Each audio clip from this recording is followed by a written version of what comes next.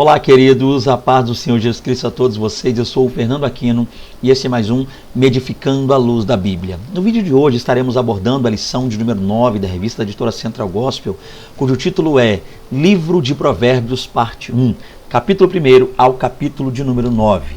E o nosso texto bíblico básico está lá em Provérbios 1, versos 1 ao 6, Provérbios capítulo 2, versos 1 ao 7. Já o nosso texto áureo está em Provérbios capítulo 4, versos 5 e 6 e diz: Adquire a sabedoria, adquire a inteligência e não te esqueças nem te apartes das palavras da minha boca. Não desampares a sabedoria e ela te guardará. Ama e ela te conservará. Vamos então para o nosso comentário, a palavra introdutória que nos diz aí. O livro de Provérbios, considerado por muitos o grande manual de sabedoria bíblica, constitui-se de declarações poéticas, expressivas, incisivas e concisas que transmitem a máxima de uma ideia essencial com vistas a guiar a conduta do povo de Deus. Então, para começar, gente, aí vamos falar um pouquinho hoje sobre o livro de Provérbios, tá? Esse vai ser o nosso tema que vamos estar abordando aqui, um livro que vai retratar de forma gloriosa a busca, pela sabedoria, conselhos deixados aí pelo sábio Salomão, a fim de que os jovens da época, e é claro também nós hoje, em todas as épocas, pudéssemos ler, guardar, observar, pôr em prática, a fim de que possamos também não só conhecer no que tange o comportamento humano, nosso comportamento, a intenção, o coração, o pensamento, o desejo humano, mas principalmente a sabedoria do alto, a sabedoria de Deus, o agir de Deus mediante as experiências humanas cotidianas. Esse é o ponto básico a se trabalhar um pouco nesse livro aí. Então vamos começar, é claro, entendendo um pouco do primeiro tópico que diz aí panorama do livro de Provérbios. Nos tempos antigos, havia grande fascínio pela busca da verdadeira sabedoria vinda de Deus, capaz de orientar o proceder de todos os homens. Isso aqui está muito claro, a gente só de ler já compreende, mas é bom a gente pincelar um pouquinho aqui.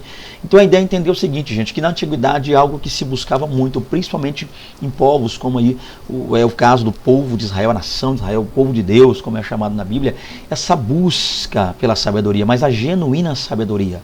Não aquela sabedoria humana, meramente humana, criada, nascida, elaborada, trabalhada no coração humano, de experiências humanas, de falhas, de quedas, de erros humanos, mas sim aquela verdadeira, genuína e gloriosa sabedoria que é a que vem do alto, é a que vem de Deus, aquela que Tiago narra e fala-nos em sua epístola. Então a gente percebe que nos tempos antigos era muito comum esse fascínio, esse desejo em se aprender mais de Deus, se conhecer, se achegar mais a Deus e achegando-se a Deus, entender um pouco mais sobre o seu agir e conhecer um pouco mais sobre as coisas por ele criadas, tá? Esse é o ponto interessante. E com isso, é claro que o desejo não é só buscar conhecimento, mas pôr em prática e melhorar com esse conhecimento o proceder de todos os homens, a forma de viver, a forma de agir, a forma de ver o mundo e de cuidar e tratar das coisas criadas por Deus. Tudo isso fascinava aquelas pessoas, e muitos, glória a Deus por isso, há um povo aqui no céu, um povo aqui na terra, ainda buscando esse verdadeiro conhecimento, que é o povo de Deus. No Oriente, os provérbios foram produzidos por sábios observadores, que para elaborar suas meditações utilizaram comparações entre situações ou elementos cotidianos. Então, como funcionava isso na prática, gente? A gente sabe que sempre se buscou, como diz aqui, esse desejo de conhecer mais de Deus, o povo de Deus sempre buscou isso. Mas outra coisa que é interessante também, que é o foco aqui nosso, uma vez estudando o livro de Provérbios, é entender também que uma das formas que muitos se tornaram sábios, e conhecedores das coisas aqui nesta terra, neste mundo, é através da observação. Então, muitos homens, com o passar do tempo, muitos sábios, anciãos de Israel, costumavam fazer isso, observavam o procedimento, analisavam a sua vida no passado, as coisas que fizeram, deixaram de fazer, decisões que tomaram ou que deixaram de tomar, e começaram a fazer uma espécie de análise, dentro disso uma retrospectiva e junto a isso uma introspectiva, olhando para dentro de si, olhando para trás, vendo o que fizeram e as coisas que viram, aprenderam com seus pais, com parentes, entes queridos, pessoas ao redor, e observando tudo isso, essas pessoas criaram, com o passar do tempo, elaboraram questões, metodologias, ensinamentos para auxiliar aqueles que estavam ao seu redor e que viriam, gerações futuras também. E daí nasceram os chamados provérbios, adágios de ensino, que eram, na verdade, resultados de experiências empíricas que eles acabaram passando ao longo da vida. Eles viram muita coisa, olha, fulano fez isso, errou, então não faças tal coisa, pois será tu levado à ruína. Então questões desse tipo aí, análises, e essas questões eram passadas, professores que estão lecionando aí, eram passadas de maneira oral, e nesse caso aqui de Provérbios, que é o alvo do nosso estudo de hoje, também de forma escrita. Lembrando, é claro, que Provérbios é um livro inspirado por Deus. Então, muitos desses adágios, muitos desses provérbios, muitas dessas questões, desses ensinamentos, não foram escritos, não tiveram essa oportunidade de serem escritos, como foi o caso de Provérbios. Mas muito deles, eu diria a maioria deles, eram passados, né, tradicionalmente de maneira oral, né, de pai para filho, de avô para neto, e questões do tipo de ancião. Muitas vezes o ancião reunia os jovens da tribo, da cidade, daquela região, e falava, né, recitava questões como essa, e eles iam ouvindo, os jovens, mais jovens iam ouvindo, e adquirindo com isso experiência de vida. Outro ponto interessante aqui, para falar um pouco sobre isso, vamos ver a questão mais técnica aqui agora, o título deste livro de Provérbios e autoria. Para começar, o título Mishlei, né, no hebraico aí, Mishlei ou Mishle, há quem pronuncie Mishle ou Mishlei, origina-se da raiz hebraica mashal, há quem diga mashal, tá? Mashal ou mashal, fica à vontade, que significa o quê? Ser como ou ser igual. Por isso tem primariamente o sentido de comparação, indicando duas situações de similar caráter. Então a ideia é o quê? O que quer dizer essa palavra Mishlei, Mashal, o que são provérbios? A princípio, a ideia de provérbios por trás da cultura, da literatura hebraica, né, judaica, é a ideia de frases que eram ditas, muitas vezes, né, orações, frases que eram ditas voltando, dentro delas, fazer comparações, a fim de que com essas comparações pudesse aplicar tais questões, a fim de trazer entendimento a quem ouvia, né, a melhorar o estilo de vida de quem ouvia. Então a ideia é isso. Então essa palavra, geralmente, ela é reconhecida, né, a grosso modo, como comparação. Então você aí, professor, a trabalhar com seus alunos aí, EBD, explique a eles que Mashal, Mishle ou Mishlei, fica à vontade, Provérbios, se você quiser sim pronunciar, caso não queira usar o hebraico, mas a ideia é entender que isso aí aponta para comparação, é quando se usavam frases, sentenças, né, algumas situações que tinham um caráter similar, a fim de que com essas frases pudesse trabalhar essa comparação, tá? Comparando algo, fazendo comparações entre si, uma coisa que deu certo com uma coisa que deu errado, comparava um ao outro, a fim de chegar a um resultado. Ou seja, se fizermos tal coisa, cairemos, mas se fizermos tal coisa, seremos abençoados, receberemos. Então faz aquela comparação entre o que deve e o que não deve fazer. Outro ponto importante, geralmente sua escrita é atribuída ao rei Salomão, tendo em vista o fato de seu nome ser citado em 3 partes diferentes da obra. Outro ponto que é interessante, gente, dito pois já o título, vamos para a autoria, né? Dentro da autoria, é quase que unânime, muitas pessoas, a grande maioria dos teólogos, ensinadores, pesquisadores, tá, estudiosos da Bíblia, concordam em dizer que Salomão teria sido o autor. Um ponto interessante, né, tem aqui as referências, você pode estar lendo aí, eu só vou ler uma para ganhar tempo, para o vídeo não se estender. Provérbios 1, que diz assim: Provérbio de Salomão, filho de Davi, rei de Israel. Então a questão aqui é entender que essa autoria muitas vezes é atribuída para Salomão pelo fato de nós vermos menções no nome dele, é mencionado, é citado o nome de Salomão mais de uma vez. Então a gente não vê isso uma vez só. Então a gente vê no início, está aqui, capítulo 10, verso 1, capítulo 25 também, verso 1. Então a gente vê pelo menos 3 vezes aí mencionado o nome de Salomão. Então, daí, boa parte dá-se a entender, crer que a autoria realmente seria sido de Salomão. Outro fato que é importante também é entender que a Bíblia fala em outras partes também que Salomão escreveu muitos cânticos, né, e também provérbios. Então a Bíblia já fala que Salomão teria escrito. Porém, pode-se constatar em alguns capítulos que outros autores participaram dessa compilação. Sobretudo Agur, a quem é atribuída a autoria do capítulo 30, e o rei Lemuel, a quem é atribuída a redação do capítulo 31. Outra coisa que é interessante notarmos aqui também, gente, é o fato de que há quem diga também que existem outros autores ou coautores desse livro, né, uma inserção, a gente percebe pelo menos 2 capítulos. No capítulo 30 seria de autoria de Agur, um homem chamado Agur, e outro de um rei chamado Lemuel. Tá? Então, Salomão não teria sido o autor, por assim dizer, o único autor, mas há uma participação de Agur e Lemuel. E também, lendo o capítulo 25, a gente percebe ali que do período do rei Ezequias houve uma espécie de compilação, né, e alguns até atribuem uma certa mudança, uma inserção de documento e conteúdo ali, coisa que nós não temos certeza. O que a gente sabe é que foi realmente compilado nesse período do rei Ezequias, mas dizer que alguém teria escrito algo mais, ou inserido a esse livro aí, a gente não teria tanta certeza para dizer, né? Fica seu encargo aí, professor, dependendo da fonte que você vai utilizar para explicar isso aí. Se você assim o fizer, cite a fonte a fim de evitar problema, tá? Coisa que eu não farei aqui, porque eu não vou trabalhar com isso nesse vídeo. Mas a ideia é entender que alguém vai dizer também que no tempo do rei Ezequias houve inserções aí de escrita. Mas outro ponto que é importante analisarmos também aqui é o fato de que alguns também, tá? Há quem diga, ok? Então, eu nem vou citar as fontes aqui, primeiro para ser direto e segundo porque existem tantos que a gente acaba, basta uma breve pesquisa já mostra para você aí, mas há quem diga que tanto Agur quanto Lemuel eram nomes utilizados por Salomão, então não seriam duas pessoas diferentes, dois personagens diferentes aí entrando em cena, Agur e Lemuel, mas que o próprio Salomão também utilizava esses nomes, coisa essa que também a gente ouve muito falar aí, é comum. Pesquise a esse ponto aí, você vai chegar a uma conclusão melhor, mais tranquila aí, professor. Vamos lá então, continuando aqui, forma e função. De modo geral, os provérbios podem ser agrupados em 3 conjuntos principais. Essa não é a divisão de provérbios, gente. Isso aqui é só uma divisão técnica, tá? De modo geral, só para uma visão ampla, a gente pode chegar a essa conclusão aqui. Que conclusão é essa? Vamos ver essa divisão. Primeiro, discursos educativos, ou seja, são discursos que, quando lidos e postos em prática, a gente entende que tem a função de trabalhar e formar o caráter da pessoa. Eles são realmente para a educação da criança, do jovem, trabalhando a ideia de que quem ler, pôr em prática e observar isso, terá seus procedimentos, seu comportamento, seu estilo de vida mudado, alterado em busca da real sabedoria. Então, existem discursos aí que trabalham essa questão da educação, da formação do caráter de um ser.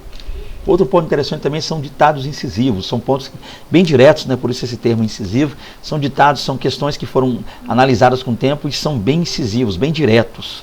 Outro ponto também a se ver são os apêndices, né, haja vista o fato de a gente ter dito agora no slide passado, que seria aí o capítulo 30 e 31, com essas inserções desses dois textos, é claro, para quem crê realmente que Agur e Lemuel são duas pessoas diferentes e não são nomes aí de Salomão.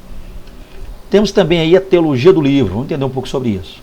Dentre outros temas, a gente viu alguns temas já a gente citou, de grosso modo, mas dentre outros temas pode se destacar, interessante também, é possível ver, a onisciência de Deus, a soberania divina, Deus como supremo criador e Deus como governante da ordem moral do universo. Aqui eu aconselho você, professor, que com certeza terá mais tempo do que eu estou tendo para esse vídeo, de ler pelo menos a primeira de cada uma dessas referências, tá? E mostrar aos seus alunos o fato de que nós podemos ver também, além de questões ligadas ao homem, ao comportamento, ao procedimento, ao coração humano, tá? A visões dos homens em relação à terra, o que se fazer aqui, o que se evitar aqui também a se fazer, a gente percebe que no meio de tudo isso, há também de Salomão, né, uma demonstração aí no que tange a pessoa de Deus, né? Salomão destaca algumas questões ligadas a Deus, e dentro desses destaques nós podemos ver os atributos de Deus também surgindo e aparecendo em Provérbios. A gente vê a onisciência, né?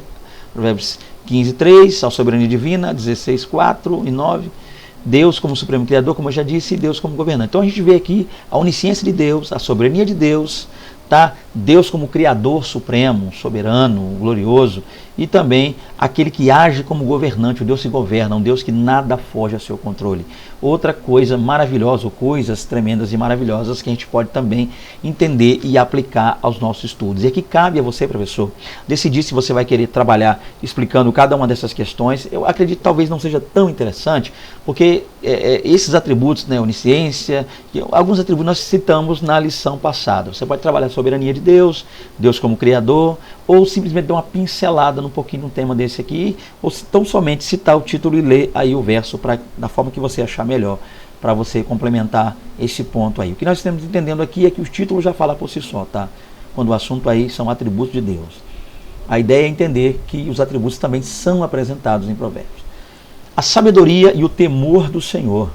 Os filhos de Abraão não tinham um termo geral para indicar a ideia de religião. Então a gente percebe aí que naquele tempo, tá, é bom focar nisso, essa ideia de religião como nós temos hoje, essa visão que nós temos, essa divisão, melhor dizendo, que nós temos quando o assunto é religião, não era algo adotado, não se havia essa visão, essa prática, essa ótica, tanto é que nós não encontraremos naquele tempo palavra ou um termo que possa expressar essa ideia de religião como nós temos atualmente. Outro ponto interessante, o pensamento de que toda sabedoria, inclusive a que se relaciona com as questões práticas da vida, tem como causa primária o temor do Senhor, foi introduzido nos escritos judaicos por antigos sábios. Outro ponto interessante, gente, olha que coisa maravilhosa.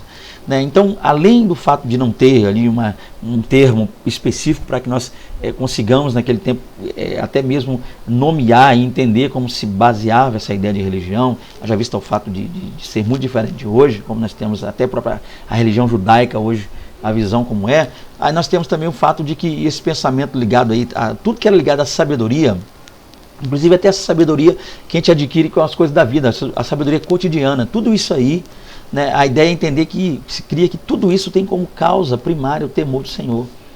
Né, tudo, olha que coisa interessante. Então, desde cedo, há muito tempo, os judeus vinham incluindo questões como essa em seus escritos, em seus ensinamentos. Tá?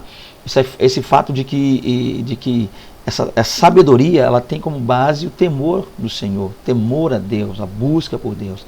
Então o verdadeiro sábio é aquele que teme a Deus e anda nos caminhos do Senhor. O verdadeiro sábio é aquele que realmente busca seguir os desígnios do Senhor. O verdadeiro sábio é aquele que põe em prática tudo que Deus o diz. O verdadeiro sábio é aquele que insere em seu contexto familiar ensinamentos, mandamentos, o desejo, a vontade de Deus para com a humanidade. Então a gente percebe que a verdadeira sabedoria não está em questões ligadas muitas vezes a observar comportamento, né, como uma questão que a gente coloca aí, mas o fato de que a verdadeira sabedoria ela vem da busca por Deus, da entrega a Deus, de se obedecer os preceitos prescritos lá, ditos na palavra do Senhor. Então, há muito tempo, esse é o ponto a se focar aqui, professor, é mostrar que há muito tempo esse povo aí, né, os judeus, os ensinos judaicos, eles já nos mostram isso, que a sabedoria, o princípio dela, o caminho rumo a ela, sempre foi em se obedecer, em se observar, e se colocar presente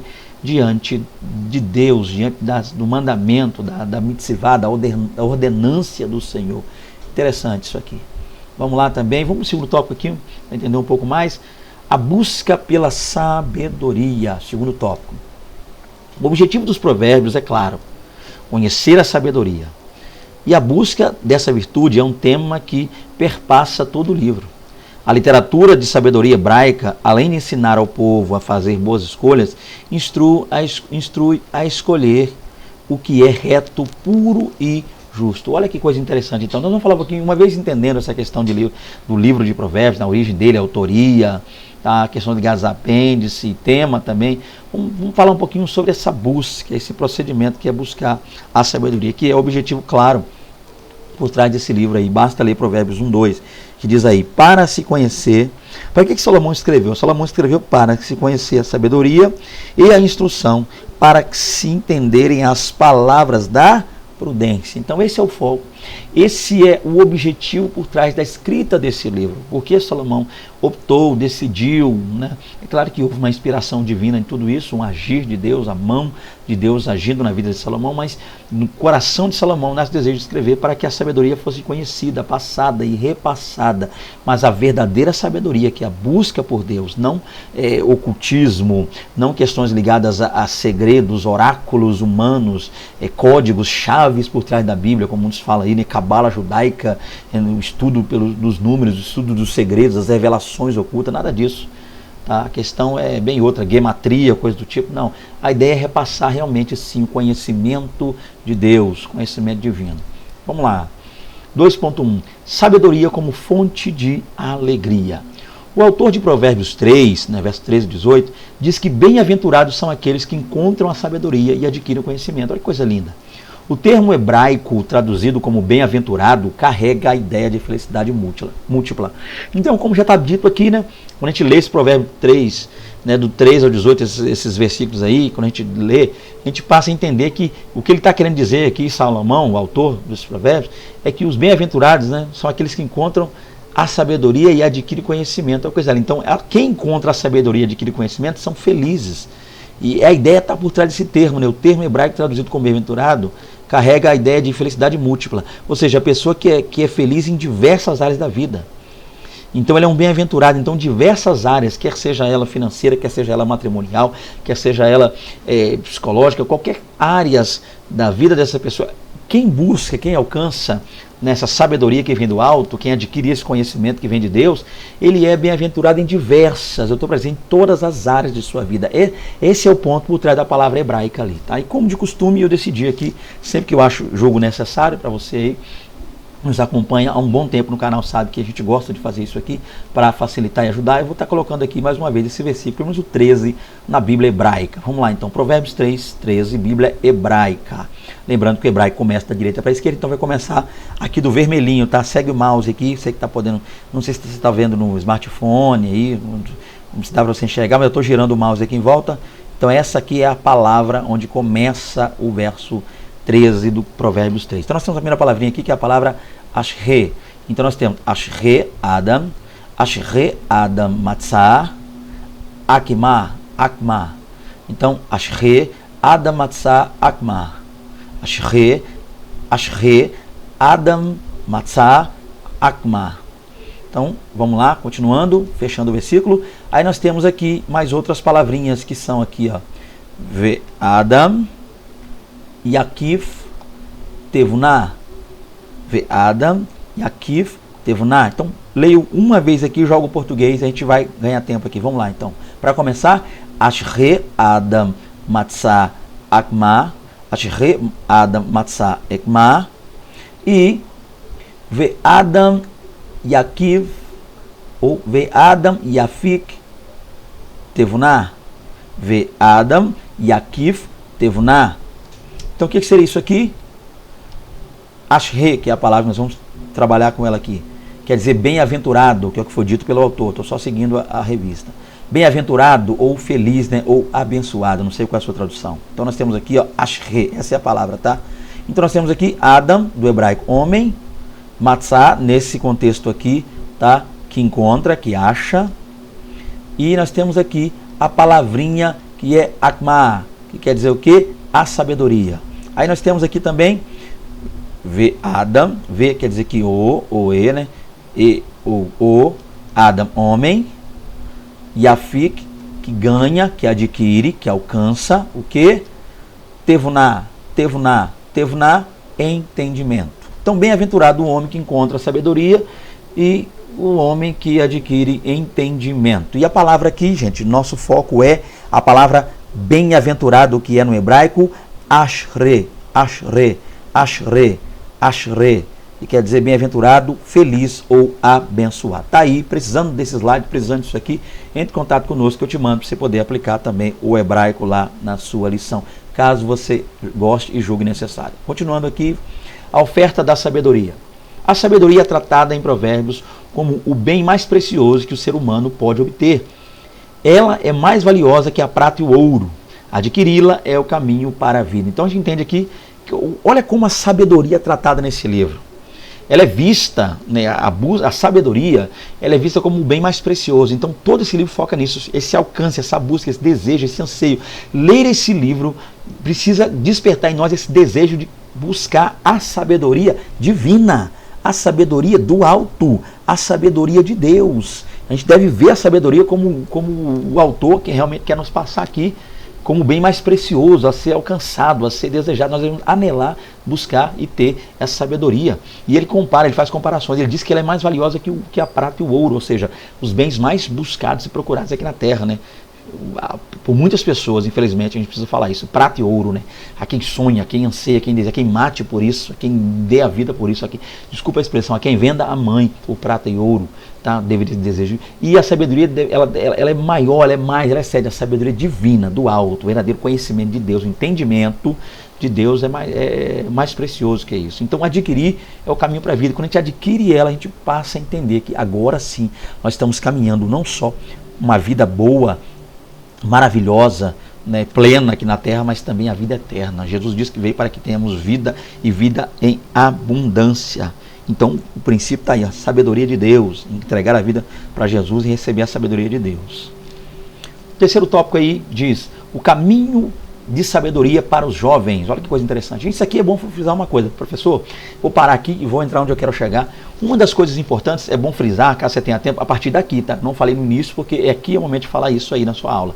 Que geralmente a ideia é que esses sábios, né, judeus tinham, é que os jovens se assentassem ao seu redor e ouvissem o que eles tinham a dizer no que tange sabedoria, no estilo de vida, no comportamento, a fim de orientar os jovens. Então, essas pessoas, esses idosos, esses anciãos, esses sábios de Israel, muitas vezes observavam a própria juventude deles.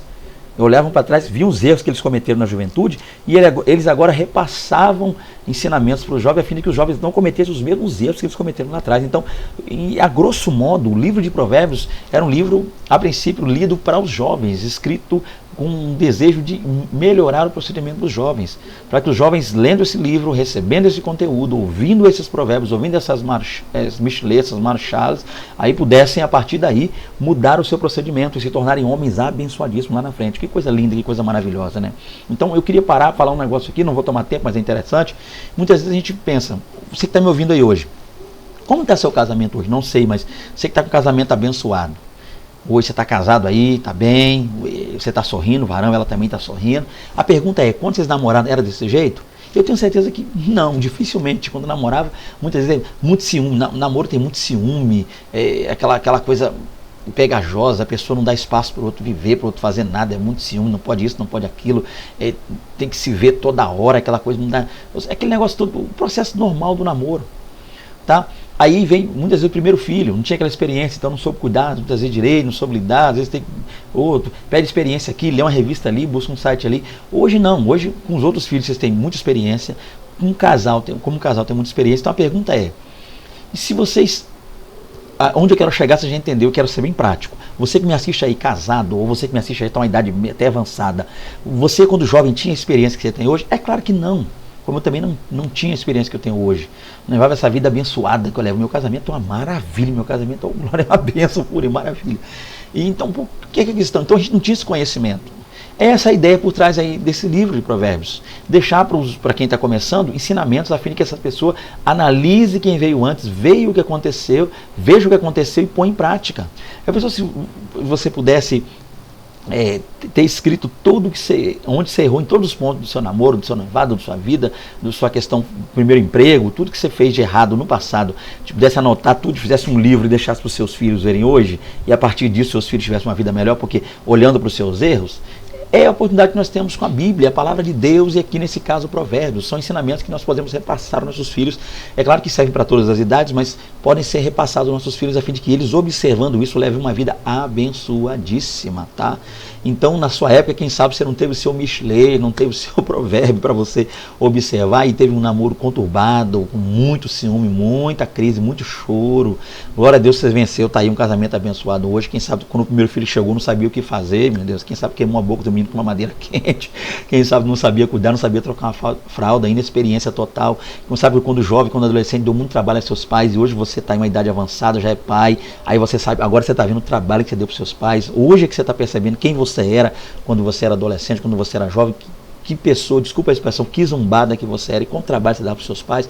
Então esse é o ponto a se trabalhar no livro de Provérbios. Então muitas vezes a gente não teve a oportunidade de deixar relatado, escrito ou gravado em vídeo nossa vida, mas podemos passar aos nossos jovens, nossos filhos, experiência. Então às vezes você pode ler o livro de Provérbios e também narrar. Faça o seu Mishlei aí, pai. Conte suas experiências, seus erros, suas falhas. De repente seu namoro foi difícil, você está vendo seu filho ter um namoro difícil hoje, sua filha, senta com eles e explica os erros, de ciúme demais, de ficar aquela coisa demais, se agarrando demais.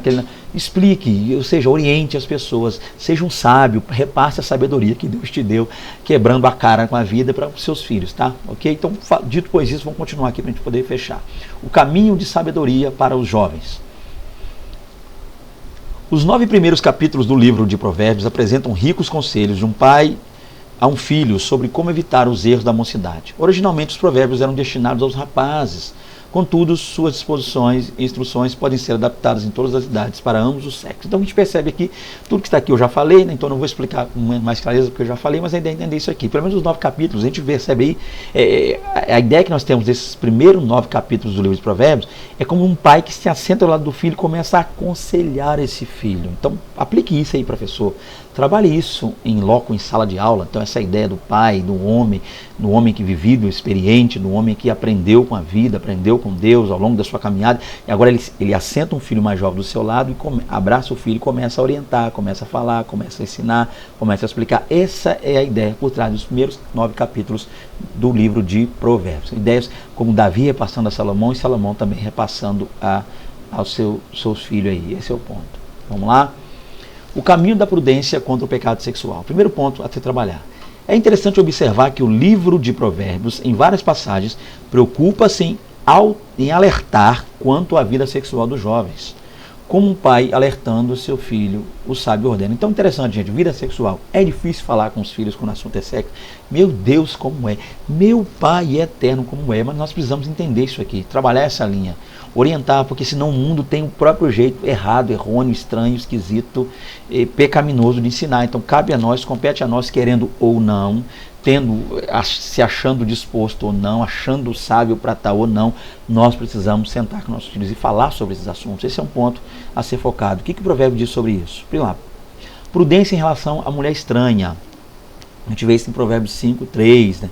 Essa ideia de mulher estranha geralmente é atribuída algumas vezes à prostituta, né?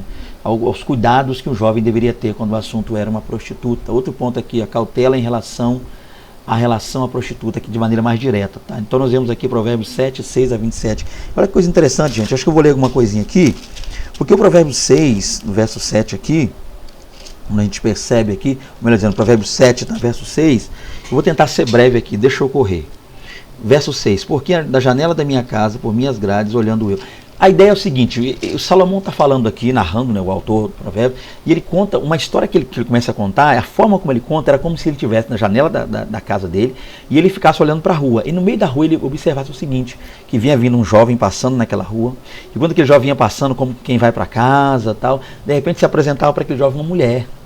E essa mulher é uma prostituta já experiente, já ligada, e o jovem não, um jovem cauto, e ela vinha com todo um ardil para pegar esse jovem no bote.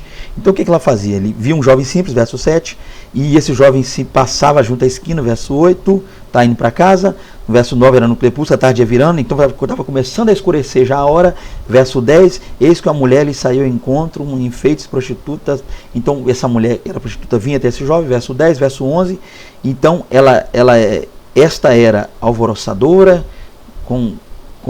contenciosa e não parava em casa os seus pés, né, prostituta. Aí, verso 12, olha pelas ruas, olha pelas praças. Então, a mulher prostituta experientíssima, mulher muito experiente. Esse é o ponto, verso 12. Verso 13, ela se aproximou dele, já foi chegando logo, beijou, já pegou ele de sopetão, jovem, é o que Salomão narra aqui pra gente, verso 13, né? Aproximou, beijou, aí foi lá e fez esfregou nele, fez um carinho nele, meio que no rosto. Aí, verso 14, aí ela vai dizer para ele, verso 14, aí, eu sacrifícios pacíficos tenho comigo, hoje paguei os meus votos, para não dar na cara que era uma prostituta. Então ela não chegou se apresentando como uma prostituta, ela chegou se apresentando como uma mulher de bem. Ele sendo um jovem, um moço, incauto, viu que era mulher de bem, então ele já não se assustou tanto. Se ela não se revelou sendo prostituta, olha que coisa interessante. Verso 14, então ela fala com ele. Verso 15, aí por isso saí ao teu encontro, a buscar diligentemente a tua face, e te achei. E ela disse para ele, primeiro ela se apresentou não como sendo prostituta, ela enganou ele, se apresentou como uma mulher de bem, sacrifício pacífico, e veio para mostrar que era religiosa, que era de bem, que era abençoada. Aí ela estava procurando você, rapaz, olha que coisa interessante, o verso 15. Eu saí ao teu encontro, você é que eu estava procurando, eu saí procurando você que eu estava procurando. Então ela já meio que engana ele. Aí verso 16, cobri minha cama. Aí ela começa a falar o clima que está rolando lá na casa dela, já começa a levar a mente desse jovem para a casa dela. Olha aí que coisa interessante, gente.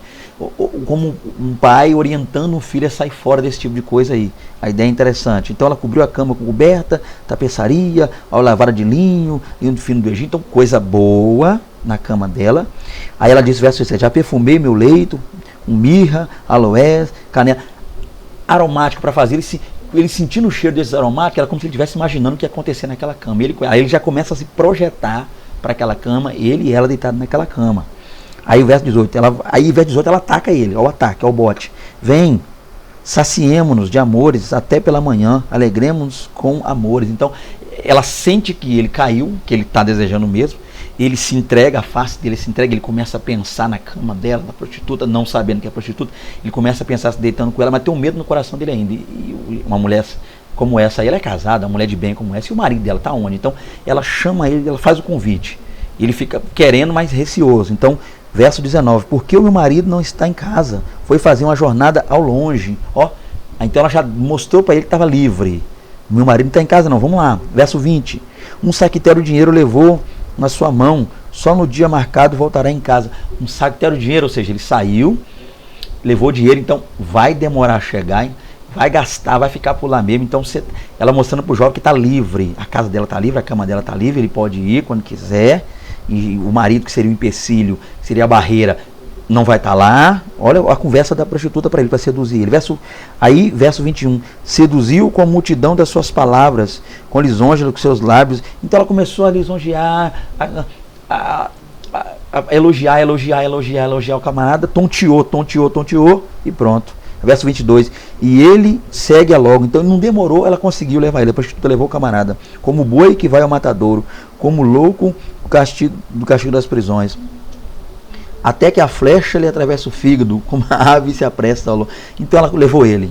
Aí no verso 24 é o pai dizendo agora, o conselho do pai, é Salomão falando. Agora, pois, filhos, dai-nos ouvido, estai atentos às palavras da minha boca. Não se desvie para os seus caminhos, o teu coração, e não antes perdido nas suas veredas. Porque há muitos feridos derribaram. O que a prostituta fez com toda? Ela era tão acostumada a fazer isso que muita gente já caiu na onda dela. 26.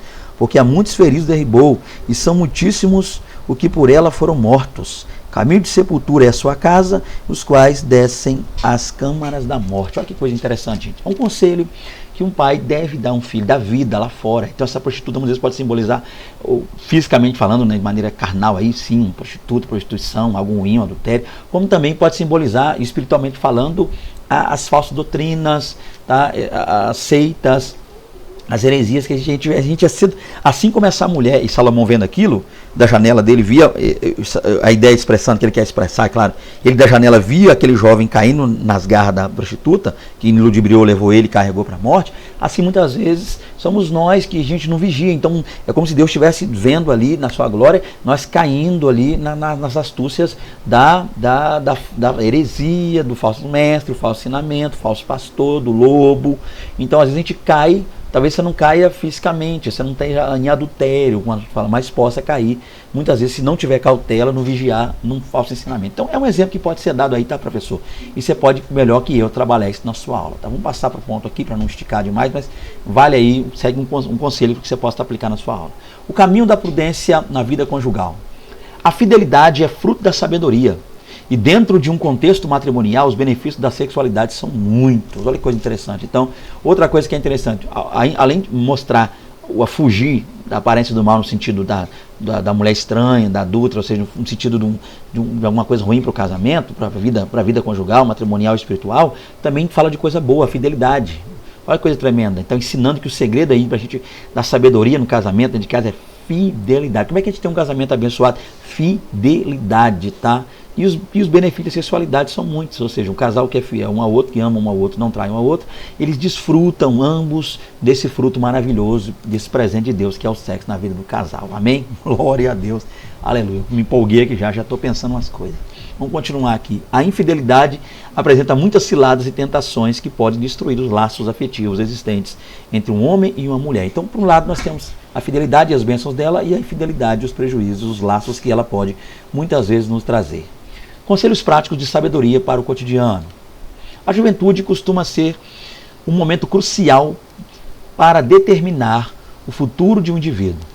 As escolhas erradas e a falta de sabedoria têm o poder de destruir toda uma existência. Por isso, o temor do Senhor deve pautar as nossas decisões. Vejamos assim, então, vamos lá, coisa interessante. O que o temor do Senhor trabalha quando o assunto é a juventude? Tem que entender isso aqui, tá? Que na juventude, geralmente, é aqui que as coisas começam a andar ou desandar de acordo, é claro, com o nosso procedimento. Então, a partir daqui, a partir da nossa juventude, a gente precisa analisar muito bem, você jovem que me assiste aí, as suas escolhas. E aí é o momento. É claro que uma pessoa que já está em uma idade avançada não quer dizer que a pessoa da idade avançada não possa fazer boas escolhas. É só buscar Deus, e Deus sim. Cristo é a melhor escolha, e a partir dele, escolhas grandiosas e abençoadas nós faremos, independente de nossa idade. Mas aqui o conselho, voltado aqui para o provérbio, é esse.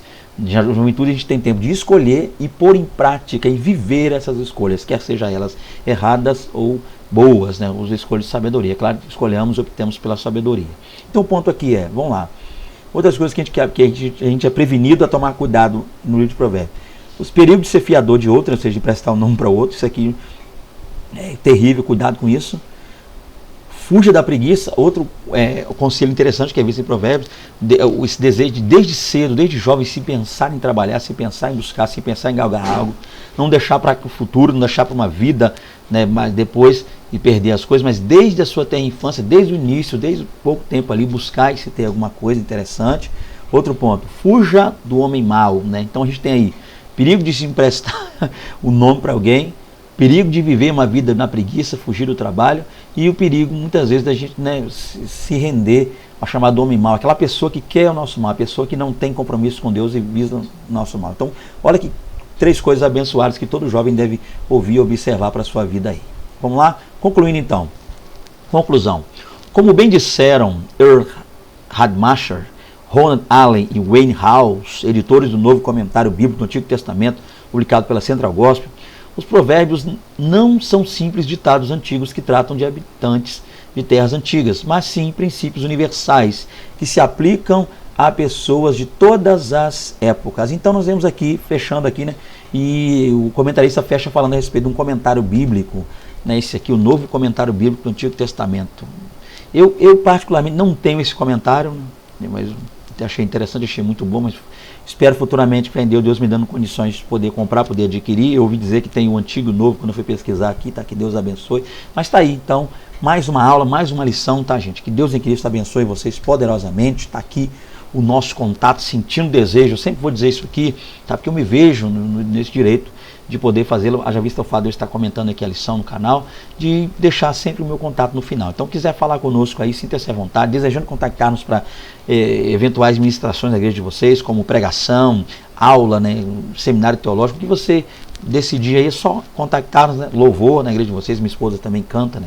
Então, de repente, você é também uma irmã abençoada e quer entrar em contato conosco aqui no nosso canal, minha esposa pode estar conversando contigo aí, você fica à vontade, minha irmã, para conversar com ela, e você, abençoado, fica à vontade para conversar comigo, tá? Um irmão, a gente bate um papo abençoado, e minha esposa bate um papo com você, minha irmã, e com fé em Deus a gente vai chegando lá, vai dar tudo certo, em nome de Jesus, é uma bênção, tá? Um prazer estar com vocês, sentindo um desejo de estar aí.